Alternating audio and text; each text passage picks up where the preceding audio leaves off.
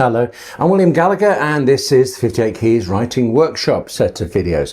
The whole point though, it's not me just gassing on. We have to have a talk. You're a writer, I'm a writer. These are writing topics. Let's have a proper gas in the comments. But let's start off, because I've got the camera. I'm going to go first. This is, well, normally with these workshop videos, it's how I happen to write something and then I ask you to disagree with me in those comments. But in this case, it's more, the first part of this, I think, is just telling you something you probably already know. And the second part is telling you something that was new to me that feels like an extension of it and that I don't like. First part, well, this is about MacGuffins and the magic box. I'm sorry. Just sounds like a children's series. I'm suddenly thinking of Jamie and the Magic Torch. Yeah, you're looking at me blankly now. Okay, anyway, MacGuffins and the magic box. MacGuffins first. I should say, it's very windy here today. Let me just sit up so you can't see my hair. And I think there's either gardening going on or an F1 racing track somewhere. Okay, you quieten down as I said that. I might say it every now and again to quieten it down. Okay, MacGuffins first. If you don't happen to already know, a MacGuffin, M-A-C-G-U-F-F-I-N, it's well, originally a film term. It's now described for anything which is about typically an object in the story that everybody cares about, everybody is pursuing. It's credited to Alfred Hitchcock, and I have a small problem with Alfred Hitchcock in that everything gets credited to him. I mean, the big example for me is Alfred Hitchcock's The Birds. Daphne du Maurier's The Birds, please, come on. But in 1939, he said in some interview that in his studio when they're filming, I don't know what would be in the filming, not the writing, but yeah, what can you do, directors? They have a term. He said it's called a MacGuffin. He later said it might be based on some Scottish story, but it was always a bit vague about that. But the point for him and his studio of that term was it was the object that people are pursuing. He said in spy films, it's always the letters. I don't know why that was, a long time ago here. A better example, the more famous example that I would know is Raiders of the Lost Ark. The Lost Ark, the Ark of the Covenant in Raiders of the Lost Ark is a very big MacGuffin. Every character, except arguably Indiana Jones himself, is in pursuit of this Ark. There's also Marion that isn't after it, and their friends. Okay, but a lot of people are after this Ark, and Indy in the end is after the Ark to protect it from the nut. I'm recounting the plot to you, and you see me think there. Google or search anywhere you like, The Big Bang Theory and Raiders of the Lost Ark. There's an episode of that which destroys the writing of Raiders. It's such a good film, and you can't argue with how its description of it. Anyway, Raiders of the Lost Ark, all about the Ark of the Covenant, and why not? Let's ruin the film. At the end, the Ark is put away somewhere. Doesn't matter anymore now. Could debate that, I suppose, but the thing that drove the entire plot turns out to be, in a sense, inconsequential. Or The Maltese Falcon is an older example. It's a film about the Maltese Falcon, except it isn't. Maltese Falcon is this little statue, everybody wants it. It's the MacGuffin. A plot-driving device. And why not?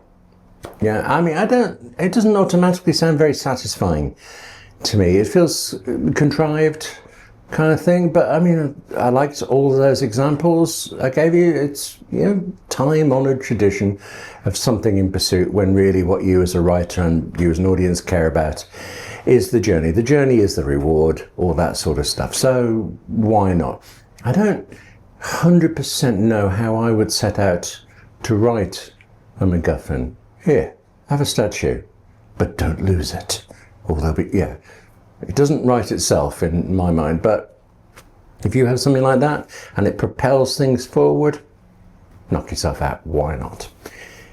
But this is nothing where you may well know it, and I know that I don't, or I didn't.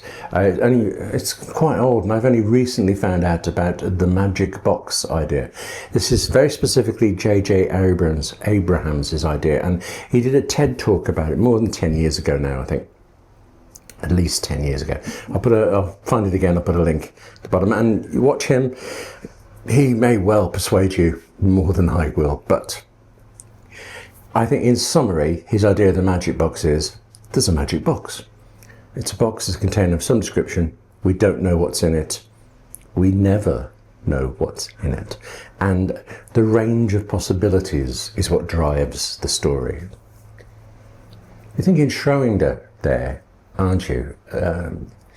I love the fact that Schrödinger's cat is now seen as an archetypal example of quantum mechanics, when Schrödinger himself did it as a look at the stupidity of quantum mechanics, how nonsense it must be.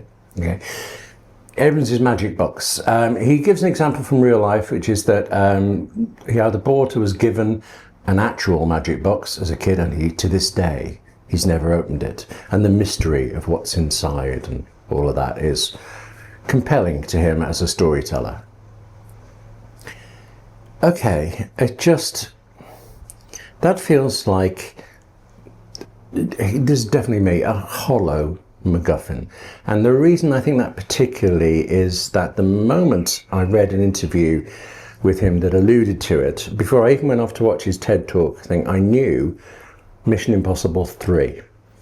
There's a thing in the Mission Impossible 3 called the rabbit's foot thing, and everybody's after it, somebody's got to steal it, all this kind of thing. And there's an allusion in there somewhere to what it might be, but it's never said. We're left to wonder forever.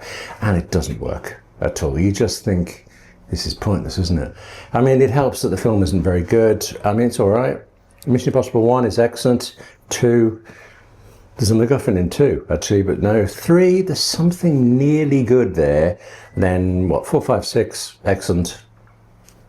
Afterwards. But in 3, you have this thing, and actually I know why I'm telling you the history of Mission Impossible, because I eventually saw Mission Impossible 3 a few years ago and enjoyed a lot of it.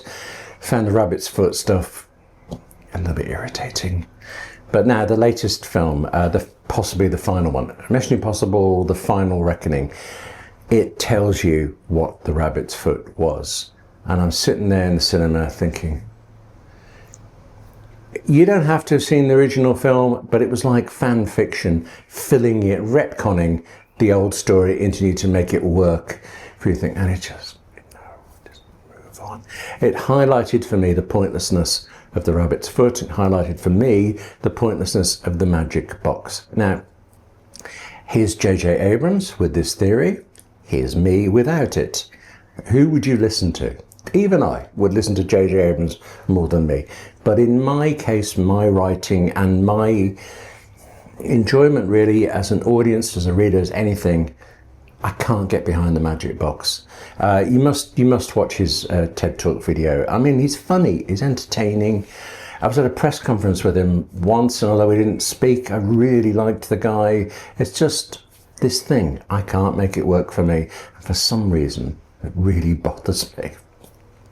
Tell you what, that's it. Let's just stop there because I want you to go watch his TED Talk. Link in the description below. Have a good time. He tells a very good story, which seems ironic the way I'm saying he doesn't, but okay. And then if you wouldn't mind, let's have a talk in the comments below. I mean, if you can persuade me to use a magic box, I'm all in on this. But it'll need to be you persuading me. Okay. So, comments below are where we carry on this conversation, writer to writer. But in the meantime, thank you very much for watching this. Now take care. And I know I'm asking you to watch something and I'm asking you to comment, but more important than anything else is write more, okay? You're not doing enough of it. Yes, I'm projecting, but it's important, okay? Take care of yourself, write more, and I'll see you soon.